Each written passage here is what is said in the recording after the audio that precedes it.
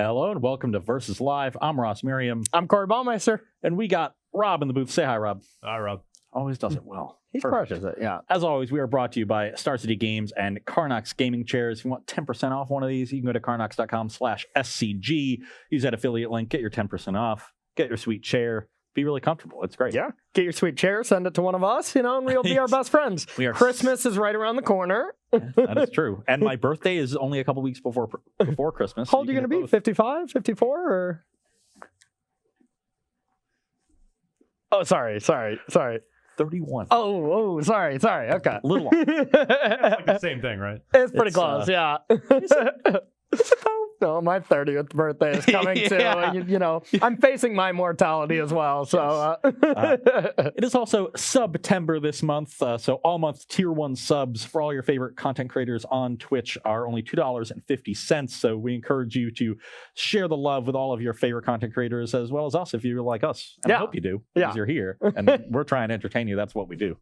We try. Yes. We try. To that end, we are playing some Throne of Eldraine Standard, having a great time with it. And we told you at the beginning of the show that it was going to get spicy today. And, our first match was just kind of mono red, mono green. It was a spicier mono red deck. Yeah. Okay. Yeah. So we warmed you up a little bit with that. That was kind of a medium salsa.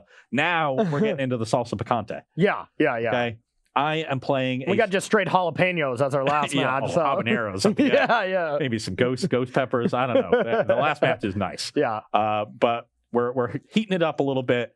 I'm going to be playing a Sultai Cauldron deck. This is built around the Cauldron of Eternity, a card that I think has a lot of potential. I'm comparing it to kind of Whip of Erebos, and I went deep in the tank trying to figure out exactly how to enable it. I know on the show on Tuesday, Corey suggested to me Tamiya, which makes a lot of sense, Collector of Tales. So that's going to fill our graveyard. We've got Cavalier of Thorns to help fill our graveyard. Yep. Got a couple big cards at the end to recur. The big one, the first one is Azoni Thousand-Eyed. We're going to fill our graveyard, make a huge battlefield with a bunch of 1/1s. That can gain us some life, draw some cards, do some blocking. Yeah. Or we can then follow that up with End-Raze Forerunners and kill you in the one shot. Give all our creatures +2/+2. Ooh. Yeah. I've got Caliente. I've got Agent of Treacheries at the top end that I can bring back and just start stealing your stuff. And then we got some, early creatures on the ground to hold the fort. District Guide and Paradise Druid will help fix our mana. Glowspore Shaman will help fix our mana a little bit and fuel our graveyard. Cavalier of Thorns is a powerful card. If that dies, it can rebuy a Cauldron, which will be important. Yeah. And then, 4 Murderous Rider to round it out. Seems sweet. Yeah, a great card and our primary removal spell. And I got a lot of moving parts here. Not sure exactly how it's all going to play out, but it is a nice. It's a nice idea. I like it. We'll see if it pans out. So I'm playing a blue-red spell/drakes. This has been one of my favorite decks of all times. Just blue-red crackling drakes, a bunch of spells. Bring back Arclight Phoenixes. I don't think there is a way to make Arclight Phoenix good in Standard right now. Trust me, I tried. I looked through every single card. There's not enough ways to. Okay, I shouldn't say that, because there's plenty of ways to get Arclight to the graveyard, but there's not a combination of being able to also cast 3 spells without, filling your deck with really bad cards like Radical Idea and Electromancer and hoping to, combine them. So I'm really trying to lean into the drawing your second card of the turn matters type things. Yeah, I'm playing a lot of cards in Throne of Eldraine that play off this, and a lot of them are in your deck. Exactly. The 0/4 red Pyromancer, and forgive me, I still learning these cards. Iron Craig Pyromancer. Thank you. You're wise. You're wise. I can tell you're about to turn 31. Yeah, 31, not a steel Craig, Iron Craig. Iron Craig, yeah. The strongest of Craigs. Exactly. We got the blue-red Planeswalker, which I think this card's going to be nice. Yeah, this is a card that sets up all your synergies. Just being able to loot every turn, it finds all the cards that that are your payoffs, and it pays them off because the loot is your second card draw. So really important card for the deck. 100%. And we got Fairy Vandal, which is just your 2-drop flying creature that basically is just going to get +1/+1 every turn. I think that card is one of the ones I'm kind of iffy on. I think this one could be good, or it could just be really bad. You've taken a little bit more of an aggressive bent, which I kind of like. I like being aggressive. We'll see how that works out. It's possible that you want to be a little bit more mid-rangey. Definitely. But I like trying out these cards because, just being able to curve that into Fairy Vandal into the Royal Scions, you've got a 2/3 flyer that's attacking on turn 3. That's solid, and it's going to keep getting bigger. 3/4. Once it's a 3/4 flyer, that card's great. Yeah. And if it gets any bigger than that, it's insane. And do you know how much loyalty this blue-red Planeswalker goes up to? 6. Has 2+1s too. 6. I mean, granted, we're not pumping a lot of creatures, but there's sometimes I need to get through a board stall, give a Crackling Drake a little extra to get through a Hydroid Crisis, maybe a Cavalier of Thorns, like we'll actually see from you. And then for the top end, to just be the fail-safe card, we got Kefnet and Crackling Drakes, a duo, just older than time, you know? Sometimes you hit that spell off the top, whether it's Discovery or Opt, and not a lot of value off that, but that could potentially be your second card drawn for the turn and trigger all your Fairy Vandals, your Iron Crick Pyromancers. So Kefnet plays into your synergies in addition to being a big flyer. Yeah, no, I think this deck's sweet. I think this matchup's going to be sweet. So I did take it down with mono red. I got a little lucky last round. So you will be starting here. I will be on the play. All right, let's give this a go. See what we got. All right. Okay, this hand looks solid. We've got stuff to do. Okay, and I'll try to, if we're taking a peek at our hand, just to see, we got a decent amount of proxies in both decks, or test cards, I should say. But, this hand has a few problems, but I think we'll keep this. Okay, I will start on a Golgari Guildgate. All right. This is a concession to District Guide. I just have one copy. Sometimes you need to get a black source. It also helps you towards Cavalier. Was my thinking there? Makes sense to me. So here we have a little bit of an awkward situation because we need this, and we drew a little bit of an awkward card as well. So we are going to keep this on top, but it does make things to be a little awkward here. Okay. So I think we can just start on this Paradise Druid. I'll go to 18 for a Watery Grave. Okay. Get our mana developed a little, and maybe curve into a Rankle. That's another one of our synergies with a Zoni. Rankle's nice. Can also discard creatures to make our Cauldron cheaper. You can do it all. Yeah, dig towards Cauldron. I think access some removal in a deck that doesn't have a lot of room for straight removal spells. So seems reasonable to me. And now we have a decision here. Now, if we want to progress or if we want to just play it slow and steady here. And I think the answer is we want to be a little greedy here. So we're going to take 2 and we're going to pass it to you. Wonder, are you holding up some sort of removal spell? Don't tap that Druid. So we're definitely going to play Glowspore Shaman. Okay. And that's going to be Rankle, Master of Pranks, and a couple basics in the graveyard. Don't need any more lands with this hand, so we'll just leave those right where they are. Okay, sure. And let's play a Temple of Mystery. Okay. Scry on. That is not a bad one.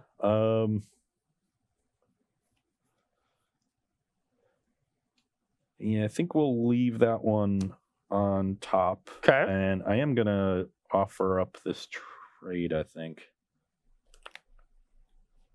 Yeah, let's attack for 2. So I'm going to play Fairy Vandal. I think I want to block this. Paradise Druid just enables so many things for you, so we'll block. I'm pretty happy with that trade. Get another creature in my graveyard. All right.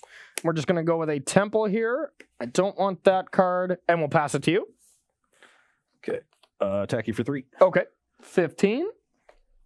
Not an ideal draw on our part, but... Play a District Guide. Okay. We're going to search for a basic, and I build my basic island, so it's a question between Forest and Swamp. We've got more than enough of everything, I think. Let's try, I don't know. Let's go for Swamp, I guess. You got it. Just in case I want to, Murderous Rider plus Hero's Downfall on one turn. Yeah, just in case. And just in case you want to play a card that is not legal. Whatever the adventure is called. Sure, they all have names, but... and I do have a Temple to follow this up, but we want to shuffle our deck before we scry. Perfect. And that is a land that we don't need, so that'll be sent to the bottom. All right. So I'm going to untap. Now, we didn't draw the land, so that's a little unfortunate. We will just... We'll just get the Pyromancer down and pass it to you. It's a pretty good one, seeing as it's a good blocker. This is a card I really like. Me too. I think this card is unreal good. Even on turn 4, if you can go this into Opt, I think that is sick. Opt becomes a Lightning Bolt. That was a good draw. That was a Googler. Don't like that. Rankle? Rankle, Master of Pranks. That seems good. Let's attack with everybody. All right, I'll block close. Everybody into the pool. So you're going to take 5, brings you to 10. 10. And now we're definitely going to be sacrificing a creature. The question is if I want to do anything else, and I don't think I do. I like all of the cards in my hand, and I'm ahead, so I don't want to add more resources to the game, and get potentially make Corey's turns better. Makes sense. So let's just sack a creature. I'll sack my smallest one. We'll play a tapped Overgrown Tomb and pass the turn. All right. Was a solid turn. Oh, no. Not what we wanted here. Not what we wanted at all. If we had another land here, this would be a different story. But since we do not, I think we're going to start off with a opt. Yep. That's not a land. All right. Reveler. Going to discard. I don't really think I'm going to have time for this bad divination. Still no land, so we'll pass it to you. Our hand is pretty awkward here, I have to say. Yeah.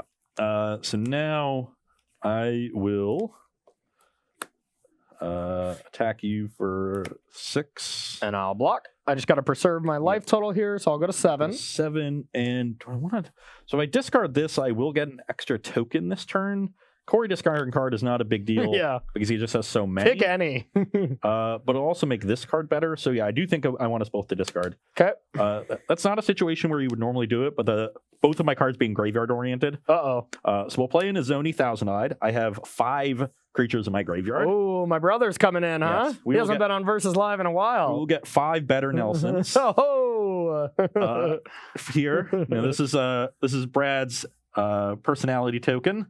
And they are Death Touch, right? No, they don't have Death Touch. Just 1/1 black and green creatures, and I can pay a black and a green, sack another creature, gain a life, draw a card. And I don't think I have any outs. Nope. Oh. Need a land. Well, Deadsies. I had Cauldron set up for next turn for 2 mana. I think that probably would have done pretty well for you. If you kill the Azoni or whatever, Just bring back Rankle. Yeah. Yeah, I had 3 Pyromancers in my hand. Definitely needed to deploy those earlier to deal with Rankle before you could deal with the first one. And yeah. Unfortunately, just not a lot of lands there. Fell too far behind. But I mean, hey, what we were talking about earlier happened to me. I got really punished for Temple. It was my 3rd land when I had 4 3-drops. Yeah. I mean, that's what you see from bad mana bases. And that new Evolving Wild is still going to be equally bad in that position. So these lands do come with a cost. Yeah. And if you deal with that Rankle before I'm able to connect with it, or you're able to, maybe I'll deal with the first Pyromancer and you're able to play the second one and opt, something like that, and deal with it, then maybe your Pyromancer does enough to stall me out. Exactly. And I mean, it comes down to a thing. If I go Pyromancer, deal with a creature, and then the next turn Pyromancer and opt, take 6. Yeah, you just 6 going is upstairs. Huge, yeah. I'm sitting here trying to grind out value with, Izzoni, and you're just like, how about I kill you? Yeah. The game ends when you're at 0 life. Exactly. While we're shuffling, you got a question there, Director Rob? I do. Sweet. What do you think about Improbable Alliance in your blue-red deck? Did you take a look at that card? Improbable Alliance, that's the blue-red enchantment, right? Yeah, so you draw your second card. Yeah, this was... 1/1. So I did see that. I built the deck before that card got spoiled, but then I just realized, I do need 2 drops that matter, so there is a chance that, the Vandal, the 1/2 flyer, maybe just isn't good enough, and that enchantment can be. So I definitely considered it. I did choose not to put it in, but low confidence on that decision. I just think not impacting the board immediately is a cost, and I would rather just have a creature. Yeah. But I think that card's sweet. Yeah, I think it's fine. I think its impact on the battlefield is pretty minimal. Yeah, and for this mechanic, drawing an extra card a turn, you're usually enabling that by casting cards that don't affect the battlefield, cards like Discovery and Opt. Yep. And so you really want your payoff to have a strong impact on the battlefield in order to recoup that tempo loss from playing those cantrips. I don't think the impact for this card is high enough to justify it. That's why, you said it exactly perfect. That's why the Pyromancer is great. Yeah. Because it's a payoff that also stops aggressive decks. Yes. So that's the card you want. And if you can ever go Pyromancer into Crackling Drake, yeah, it gives you a well-rounded deck. Yeah. Similarly, if you have cards that pay you off for doing things that affect the battlefield, like playing big creatures, you generally want the payoff to be something that nets card advantage. That way, if your opponent starts dealing with your creatures, you can reload. Yeah. Nope. So I would 100% agree. And do you think Narset kind of hurt this archetype as well, with that being present in standard? It's definitely a problem. Yeah. Narset's gonna be good against drawing 2 cards for sure. Now there is Fry, I do think just being able to shut off Pyromancer and stuff is gonna be a big deal. So yeah, plain and simple, there's no way around it. But Fairy Vandal, stuff like this where you can just play something to attack it is what you need to be doing. Plus there's still burn spells, but shocking Narset isn't great, No, that's that. I was gonna bring that up. I think that's one of the reasons I really like having those 2-drops, Fairy Vandal and Ricksmighty Reveler. Yeah. Is because those are proactive ways that can check Narset, and that's such an important thing to check in this deck. Agreed. You can pump them with the Royal Scions instead of looting, and then that'll deal with it. So if your opponent tries to play Narset when you have Ironcrag Pyromancer and a Ricksmighty Reveler, thinking like, oh, I'll just deal with the Reveler the next turn and we'll be fine, and you just untap and go Royal Scions, pump, attack. You should be in good shape. But on the other side of that, if they have Narset when you have Reveler in your hand, you're like, well, should I play this and discard a card? Should I Ravenous Rats myself? Just Narset's gonna be good against this deck, plain and simple. But they're like, people have been beating hate cards for many years in Magic, so I wouldn't be, keep it in mind, but don't think that it makes the deck, not playable. For sure.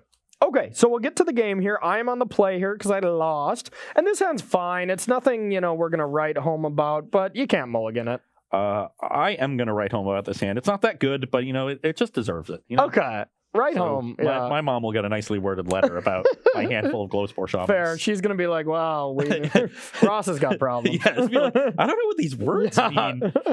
She just shows up at my door 4 days later, like, Ross, I got your letter. Yeah. Was this Morse code or? Yeah. That's the turn.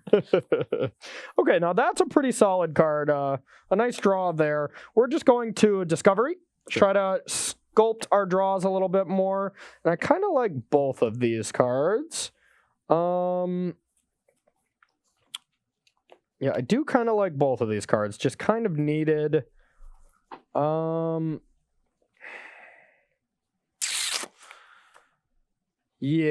gonna keep these on top, and then draw a card and ship to you. Okay, a little scary there. The double tops. I will play a Glowspore Shaman. Glow it up. That'll mill Murderous Rider, land, and Paradise Druid. I do not want that land, so all right, you can. Fair enough. So we are going to start with an opt. Yep. That's interesting. That is interesting. I kind of like seeing start on opt here. It means there's no 3-drop coming down, no Pyromancer, no Royal Scions. And no Fairy Vandal, because you would have Fairy Vandal first. Yep. We're going to scry here. Don't want that. Kind of expecting a shock. And then, your turn. Definitely have shock as an option. Show me the shock. That's shock. Okay. So now I'm a little worried about, say, Ironcrag Pyromancer plus second opt. But there's not a whole lot I can do about that. So I think I'll just continue curving out as best I can. So we'll shock ourselves, go to 18. Play a District Guide, and I'm going to be getting a Forest. Okay. I'm going to untap. All right. And we don't have any shenanigans like that, but I will take 2 and just play a Kefnet. Okay. That makes sense.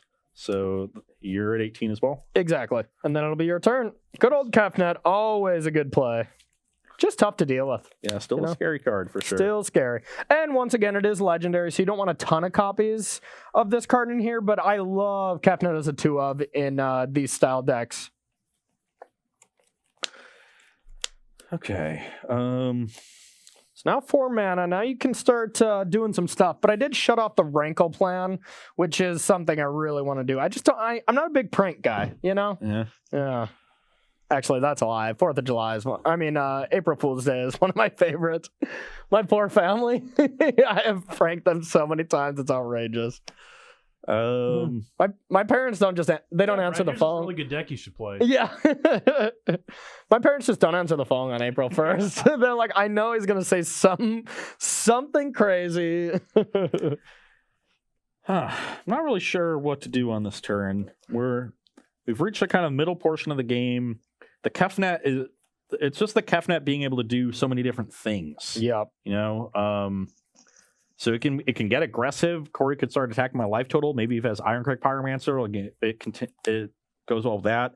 If his hand is a bunch of removal, he might stay back with this and just start trying to kill my stuff. And it's just unclear exactly how the game is going to progress from here. But I think I want to be doing something more powerful than casting Glowspore Shamans on this turn. Oh, are you sure? So I'm going to at least force Corey to start answering some of my stuff. This might be a Tomio that ends up getting no value, but we are going to plus it, and I'm not sure what I want to get. If I had a third green source, I think I would look for Cavalier of Thorns.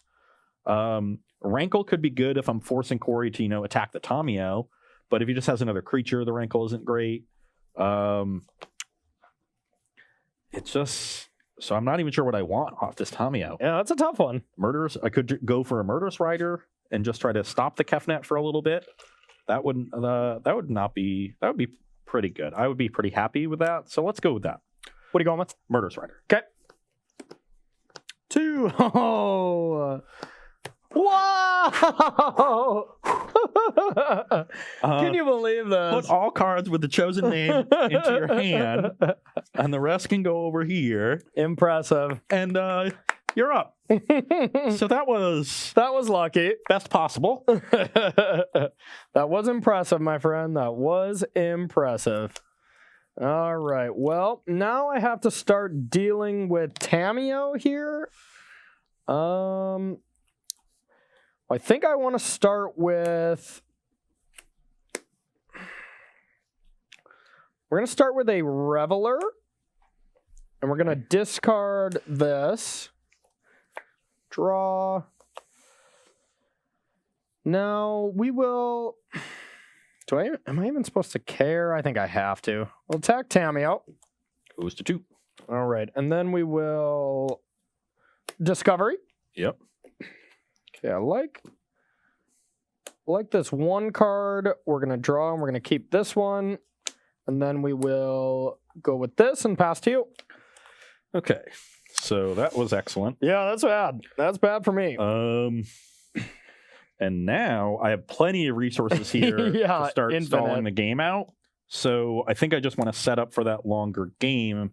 And that means maybe I should plus for... I was going to say plus for Cauldron, but maybe I just want to get the Zoni, which is because I'm going to have a lot of creatures in my graveyard. You're probably just going to hit it, so... And I can cast it because I drew 6 land. So yeah, let's plus for Zoni the Thousand-Eyed. Okay. Okay. I was going to say, I'm leaving it. Then I'm heading out. Play a Glowspore Shaman. Okay. Mill another 3. So nothing there. Don't want to put a land on top of my deck. And I think I will just leave both creatures back to block and pass the turn. I guess I'm going to do this on your upkeep before you draw, so I might as well do it on my turn. Okay. So we'll just do this on my turn. So it goes 3rd from the top, and I'll be at 16. Yeah, and I do have the option if I want to do this, but Kefnet is just really good. So we will put it there. All right. Then we'll draw. Yep. All right. That's not the worst. We will... I don't even think I really want to do that right now. So we're going to go with a Fairy Vandal. Yep. And then Crackling Drake. Get a counter here. Draw a card because it is my second card. Then we'll pass it to you. Okay.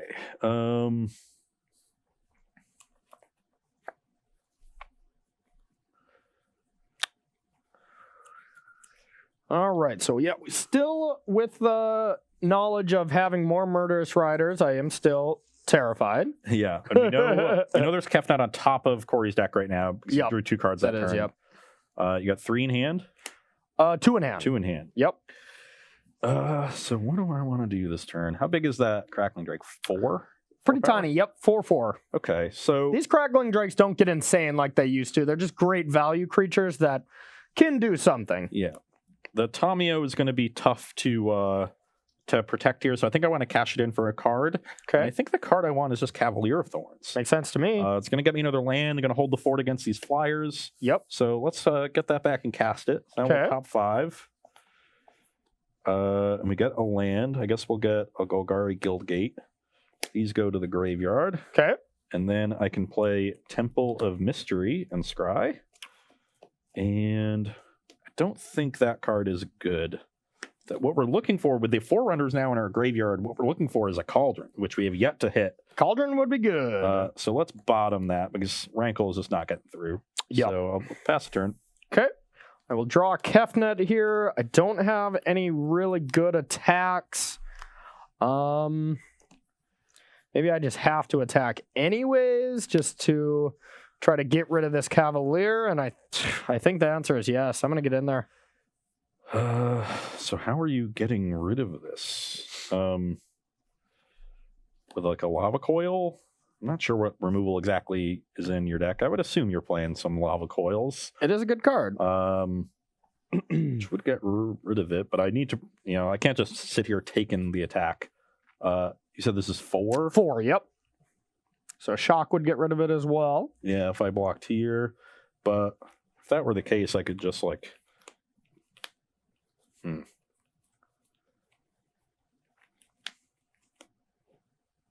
Yeah, I think I just want to play around Lava Coil. If it dies to a shock, it dies to a shock.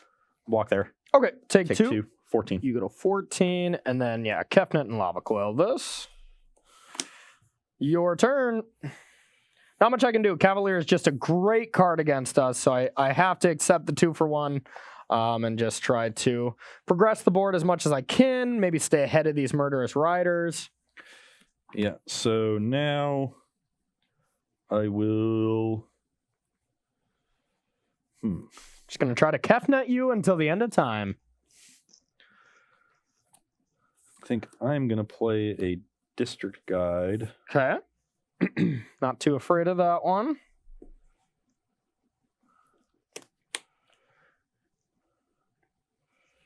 And we got 18 to 14, right, Ross? Yeah, that's what I have. Okay. Let's get a Swamp. Okay. Seeing as it's Playing it for the turn. Yeah, that'll be my land for the turn. Okay.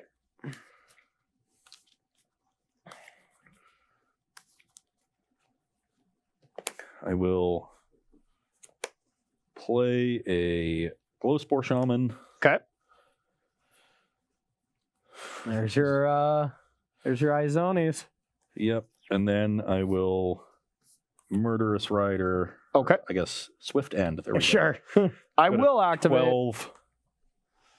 And then I can attack with the 2 that are still.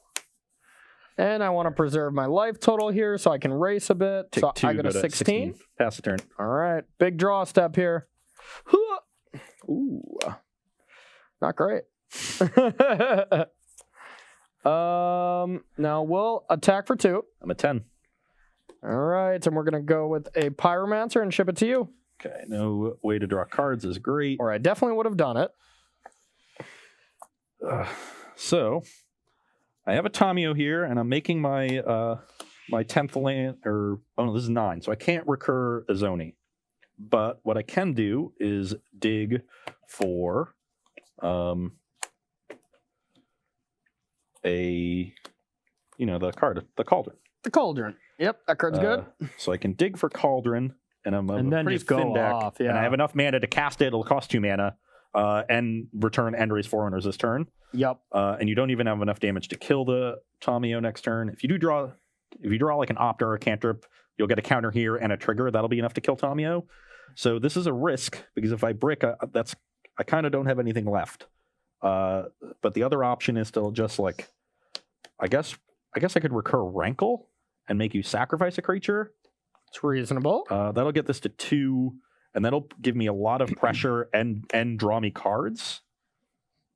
But if I draw a card, then you're gonna Kefnet next turn. I just want to go for Cauldron. Okay. I'm lucky. I know I am. You're feeling it. Oh, there it is. Oh, God. Oh, 2 of them. Did you get 2 of them?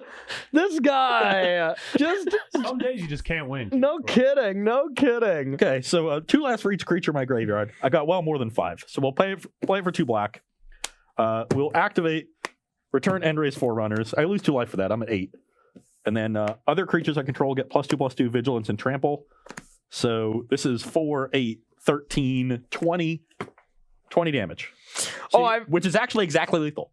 I He's got already, the 04. I already started my car. I'm already heading out. I've scooped 15 minutes ago. I don't know what solitaire game you're still playing here, but The most fun solitaire game ever. yeah, that was so an impressive showing by this Graveyard Cauldron deck. This is that was pretty impressive. You weren't able to really get your synergies developed. No, that not well. really. Yeah. I think the Royal Scions is a really important card for that deck because it makes it so easy. Yeah. And you didn't draw it either game in the pre-board games, and your deck looked a little bit mopey as a result. And then I was able to get my synergies going and really overpower you. 100%. So it looks like we will have time to at least get a sideboard game in. We probably won't have time for a best of 5, so it looks like you will be taking down this match in impressive fashion, I have to say. So stick around. We're going to take a short break, and we're going to get to sideboarding.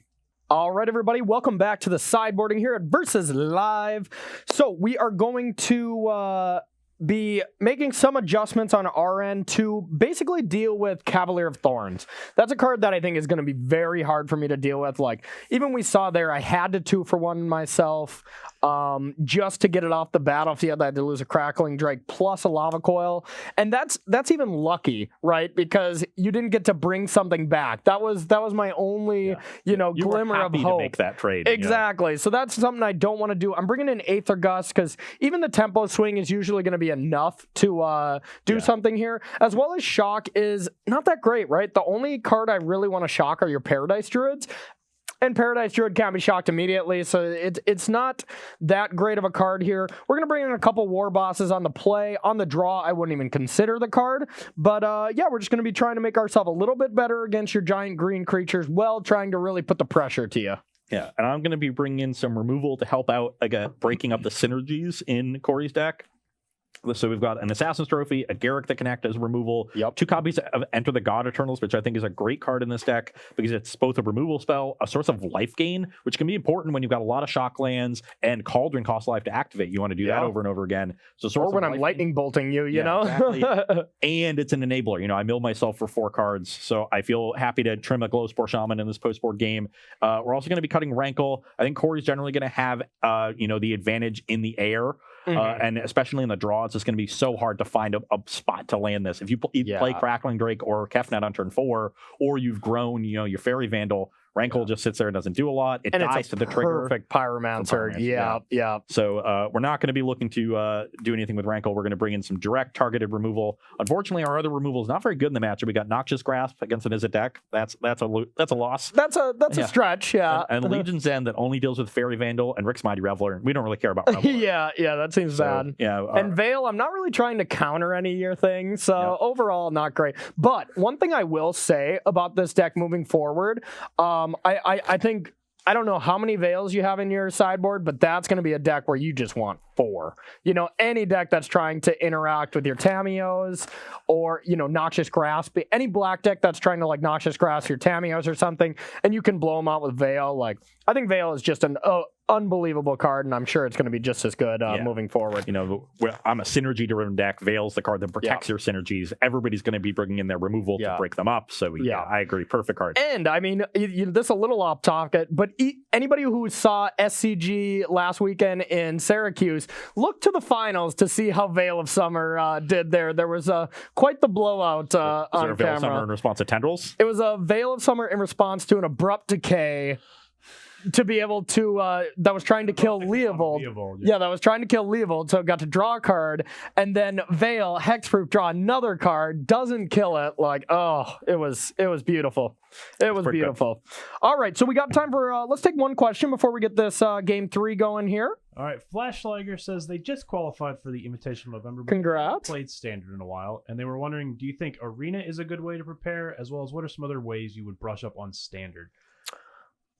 Arena is going to be good. You're going to want to work your way up near the the top of the ladder. At the bottom, you can get a lot of sort of variance, and if you're practicing for a high level tournament like the Invitational, you really want to be playing against high level opponents. So spend your early time really trying to grind the ladder in advance of the Invitational, because the meta game is going to change a lot between now and then. So you don't have to be super on top of exactly where things are right now.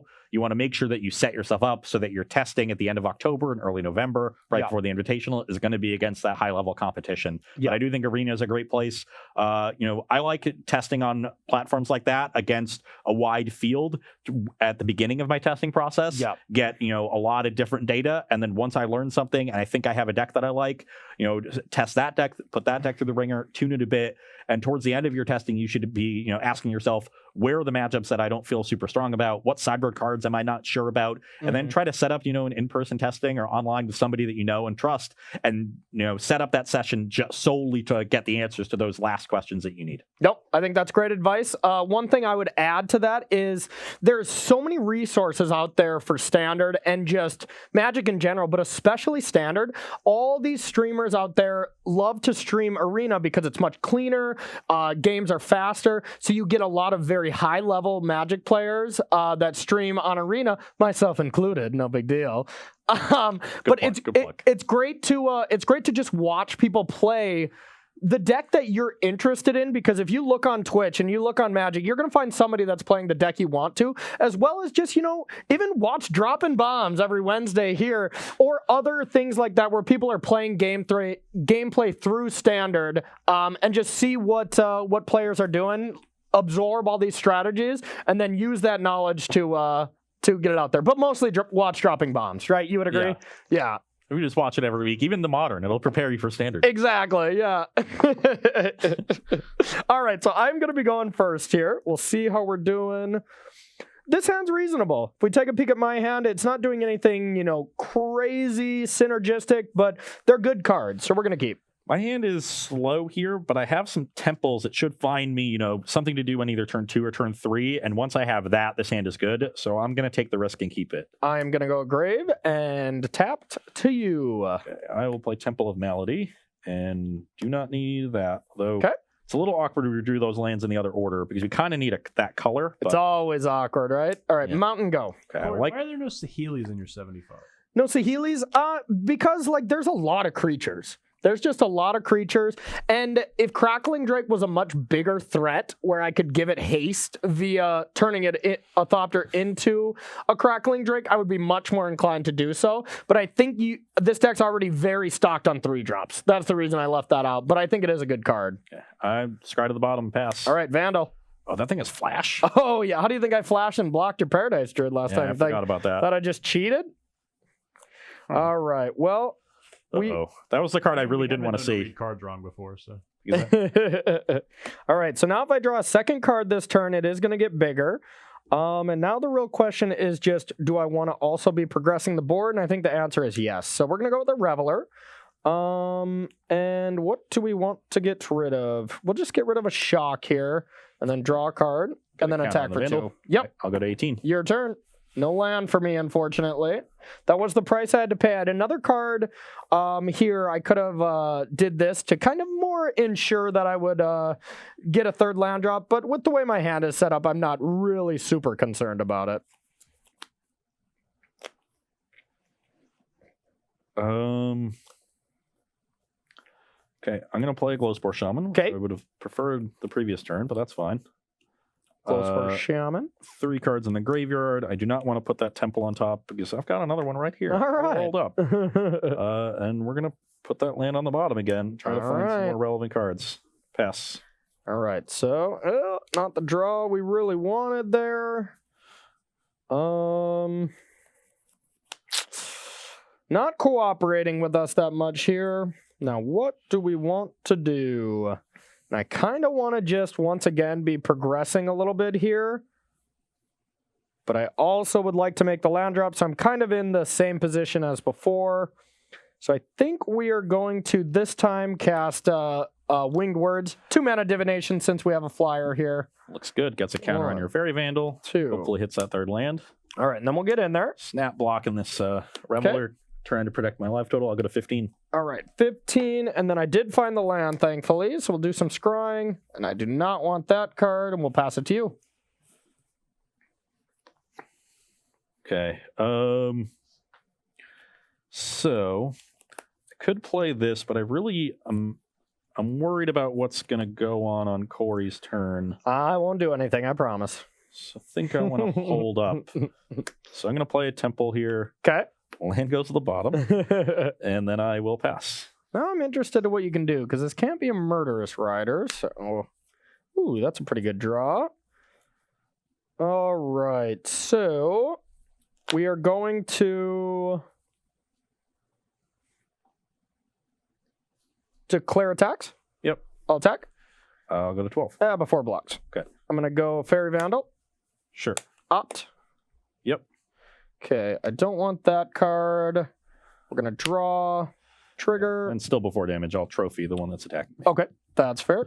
So I get a land, not too bad. I'll stay at 15. Yep, you stay at 15. Didn't really want to give Corey the land, but I'm starting to get to my powerful elements. I think I can contend with him. All right, on a I one-for-one think I basis just want to here. go with this. Yeah, I'm going to do this, and I'm going to play this and scry after I shuffle.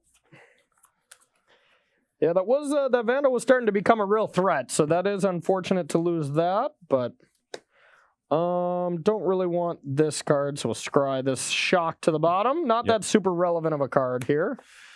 And now I'm afraid of Cavaliers. got it. Top All 5. right. Really looking for a black source here and did not hit it. I want a third black source, so when I finally get to Cauldron, I can activate it immediately. Yep. But no black source here, so we'll just get a breeding pool. We did mill over a Cauldron. Only one creature in that pile, too. Okay. Not a great set of hits off the Cavalier, but the body is Still, it's super just a relevant. great card. Yep. And if you Aether Gust it, I'll just recast it next turn. Yeah, good stuff happening. All right, so we are going to Aether Gust it. So I'll put it on top. Okay, smart. And then we'll War Boss here. That's pretty scary. So we got a Goblin. Do we got Goblins over here? I'm just going to use some I'm going to use some Ross Merriam. Yeah. Give you some camera time here, okay? So that'll be 3, and I'll go to 12. All right, pass to you. Now we got to deal with it again. Just a great card. Not much you can do, but at least we put ourselves kind of ahead on the tempo swing here. I'm a little concerned about that War Boss. So I think what I might do... I got a couple ways I can approach it, actually. I don't love that. If we look at our hand here real quick, our hand is spicy at this point, so I'm pretty hyped about this. I think maybe the best is to just go for this. That'll probably force a removal spell out of Corey. How many cards you got? I have 4. 4 good ones. But that'll still leave him with a token. So I'm guessing you want to try to kill my War Boss. How rude. How rude. Now, I'm going to play this tapped. I'm going to play Azoni. Okay. Fortunately, did not hit a lot of creatures off of the Cavalier trigger, so this is only going to get 3 tokens. But 3 is a good number. Yeah. No, that's pretty good. So get some Brads over here and then pass the turn. All right. So it'll take 3 removal spells to let the War Boss attack safely, which, That's what you think. I mean, unless you... Well, Flame Sleep wouldn't be good either. You forget the other ability on this? +2/+0 on first Urk. And trample. Well, then you still need a removal spell on top of that. Yeah, but it is still a good play that would deal with some things. So I think I still have to do that. We're going to target this, and then we're going to go to combat. Yep. And now what do we want to mentor? I think I have the option to mentor this, which I think I will do. So now I could quadruple block the War Boss. The Azoni has 3 toughness, so you first strike would deal here, and then I'd still have 2 power left over. Or you could deal with the 3 tokens and then still 2 power left over. Exactly. That would run afoul of a shock in a very bad way. My other option is to just, I guess if I really wanted to play her on shock, I'd probably trade and keep the Azoni around. But this block I do prevents 2 damage, whereas this block prevents 4. I think I'm okay playing into the shock. This is tough. So this is a tough one. I don't envy your position right now. Yeah, I'm gonna quad block and force you to have the shock. Well, I'm definitely going to order like this: first, second, third, fourth. And I will resolve first strike damage.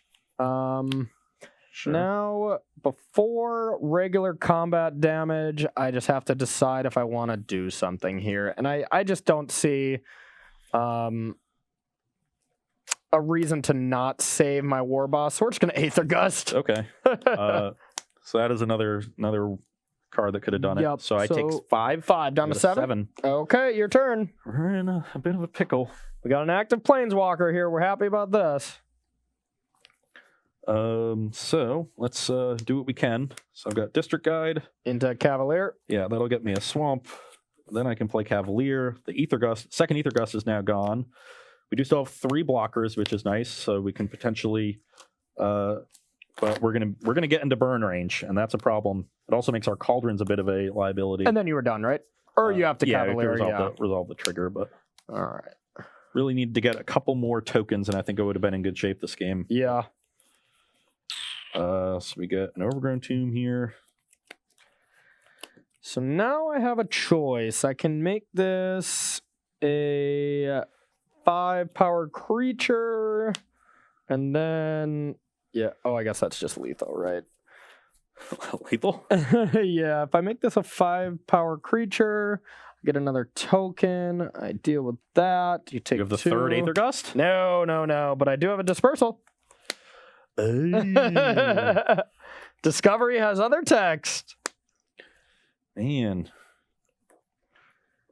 I was hoping to just this would be a 3. I was hoping that like maybe trade here and then Tamio minus on Enter the God Eternals and then stabilize that way, and I have the 9 mana to do it. But spicy. Dispersal, I'll discard the Swamp. Which but just to give everybody an idea of at home why this is lethal, I'm pumping this, so this is going to be a 5-power unblockable creature. Another token comes in. Yeah. I mentor a token. You can only put that in, so this is 7 damage Exactly getting through 7. for Xaxes. Now, I had other avenues here. I mean, I could have opted to try to get 1 more damage there, and that would have gave this a counter. So I could have gotten 8. If you were at 8, I could have went for it. But being at exactly 7, Dispersal was enough. But Aether Gust looked insane. Aether Gust looked really good. Yeah. You know, I was just a little bit slow, and I think I was pretty close to turning it around, though. To be fair, I was close to turning it around on the battlefield, and this Royal Scions was still ticking up. And so that would have dealt me a ton of damage. So I was by no means, in the driver's seat had I gotten another turn. Yep. And, I just took a little bit too long setting everything up. Yep. The 8th, like normally Cavalier in the pre-board games was quite good at just, blocking and stabilizing. There with the Aether Gust, did just enough to get through. So I think, I would have needed something else in that, turn 3, turn 4. Cheap removal to deal with those fairies and stop that damage. Maybe I want to, like, Legion's End is just so bad in that spot. So you need some removal spell to bridge the gap. That was definitely like Disfigure or something being reasonable for you. I mean, I think you just kind of need it, because the only weakness I saw, just a plummet effect would have been good. Plummet effect, any sort of plummet effect, because basically all your creatures, except for some war bosses, are flyers. Yeah. So I think a plummet effect is definitely would have been the best. Yeah, that would be solid.